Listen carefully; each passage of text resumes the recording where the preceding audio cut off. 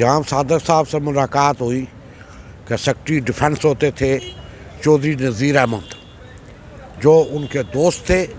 इस्लामाबाद बना तक नहीं था, सारा कुछ पिंडी में था, तो वो उनके दोस्त थे, मैं उनके घर पे था। वहाँ से जो है जाम साहब के साथ मेरी दुआ सलाम खुल के हुई। जाम सादिक ने आपको गांव भेजा? जाम सादक अली साहब ने फिर मुझे रख लिया। नज़ीर साहब से कहा कि ये बारू मुझे दे दो, फिर वो मुझे ले गए। और मेरी सरकारी नौकरी भी थी मिनिस्ट्री ऑफ डिफेंस में, इंडस्ट्रियल प्रोडक्शन का मिनिस्टर था जहाँ मशूक अली, उसने मेरे को डेपुटेशन पे ले लिया उसमें, और बाप के पास जाम साहब के पास छोड़ दिया। तो जो सैलरी मेरे घर वाले ले लेते थे यहाँ से, मैं था कराची, इस्लामाबाद में उनको सैलरी मिल जाती थी। जब आप जाम सादिक ने गांव भेजा तो जनरल बारू आ रहे हैं, तो फिर क्या कहा?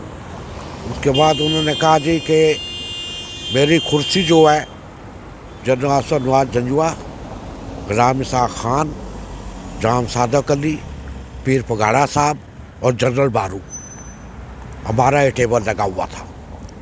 तो वो प्रोटोकॉल ऑफिसर जो था वो पूछता रहा, भाई ये कहाँ से आ रहा है, ईरान से आ रहा है, किधर से आ रहा है। मैं ढूंढ ढूंढ के मर गया। मेरी ड्यूटी लगाई हुई है चीफ मिनिस्टर ने, अब मैं क्या करूं, किधर जाऊं। उसके बाद मैंने उससे कहा कि प्यार से नाम मेरा रखा हुआ है जाम साहब ने, आपको घबराने की ज़रूरत नहीं है, ये जाम साहब ने मेरा नाम रखा हुआ है, तो फिक्र मत करो। तो उसने मुझे कहा जाओ जाओ, वो कोई और है प्रोटोकॉल ऑफिसर, वो भाई ये आ रहा है, पता नहीं अब ईरान से आएगा, किधर आएगा, कहाँ से आएगा, मुझे ये परेशानी है। आप अपनी चला रही हो, क्यों मैं हूँ। मैंने कहा फिर ढूंढते रहो।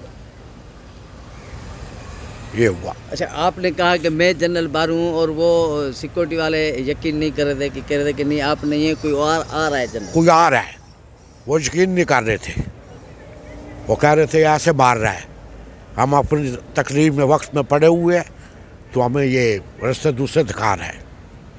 उसके बाद मैंने कहा ठीक है भाई, आपकी मर्जी, ढूंढो जितना ढूंढ सकते हो।